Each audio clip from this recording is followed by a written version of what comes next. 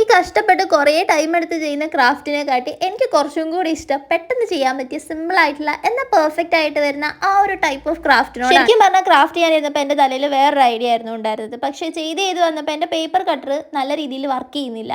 അപ്പോൾ പിന്നെ അതൊന്ന് പോസ്റ്റ്പോൺ ചെയ്തിട്ട് വേറൊരു വോൾ ഫ്രെയിം ഉണ്ടാക്കാമെന്നായിരുന്നു. ഇനി നമ്മുടെ കുറച്ച് വ്യൂവേഴ്സ് പേര് പറയാൻ ചോദിച്ചിട്ടുണ്ടായിരുന്നു. നീല, അനോഖി, ഋതിക, ആയറിൻ, സെഹറിൻ, നിഹ, ശ്രീയ, സുനിൽ, ശ്രീ പാർവതി, ജസ, അഭിനയ, ഇസ ആൻഡ് സാന്നിധ്യമാണ് പറഞ്ഞിട്ടുള്ളത്. അപ്പോൾ ഹായ് ഓൾ. കണ്ടിട്ടുണ്ടല്ലോ അല്ലേ എന്തൊക്കെയാണ് ചെയ്തിട്ടുള്ളതെന്ന്. ഒരു പേപ്പറിൽ ഫ്രെയിമിൻ്റെ രീതിയിലൊന്ന് കട്ട് ചെയ്തെടുക്കുക. പിന്നെ വേറെ പേപ്പറിൽ 3 ലീഫ് ഈ ഒരു ഷേപ്പിൽ കട്ട് ചെയ്തെടുക്കുക. പിന്നെ 3 പേപ്പർ ഇതേപോലെ സ്ട്രൈപ്പായിട്ട് കട്ട് ചെയ്തിട്ട് ഒന്ന് മടക്കി കൊടുക്കുന്നുണ്ട്. ദെൻ ഈ ഒരു ലീഫിനെയും സ്റ്റെമ്മിനെയും എല്ലാം കൂടി ഒരു ഫ്രെയിമിലേക്ക് ഒട്ടിച്ചു കൊടുക്കുക. ഇഷ്ടമുള്ള രീതിയിൽ അറേഞ്ച് ചെയ്യുക, എന്നിട്ടൊന്ന് ഒട്ടിച്ചു കൊടുക്കുക. ഈ ടൈപ്പ് ഓഫ് ക്രാഫ്റ്റിൻ്റെ പ്രത്യേകത എന്താണെന്ന് വെച്ചാൽ ഇതിന് പെയിൻറ്റ് പോലും ചെയ്യേണ്ട, അതാണ്. ഇനി ഇങ്ങനത്തെ 4 സ്റ്റിക്ക് എടുത്തിട്ടുണ്ട്. എന്നിട്ട് അതിനെ ഒന്ന് പെയിൻറ്റ് ചെയ്യുക. നേരത്തെ ഉണ്ടാക്കിയിട്ടുള്ള ആ ഫ്രെയിമിൻ്റെ 4 സൈഡിലേക്ക് ഒന്ന് ഒട്ടിച്ചു കൊടുക്കുക. ഇതൊക്കെ തികച്ചും ഓപ്ഷനിലാണ്, നിങ്ങൾക്ക് ഇഷ്ടമുള്ള പോലെ മാറ്റി മറിച്ചൊക്കെ ചെയ്യുക. അപ്പോൾ ഫൈനൽ ലുക്ക് വരുന്നത് ഇങ്ങനെയാണ്. സിമ്പിളാണ് ബട്ട് എലഗൻറ്റ്. അപ്പോൾ ഇഷ്ടമായിട്ടുണ്ടെങ്കിൽ ട്രൈ ചെയ്ത് നോക്കുക.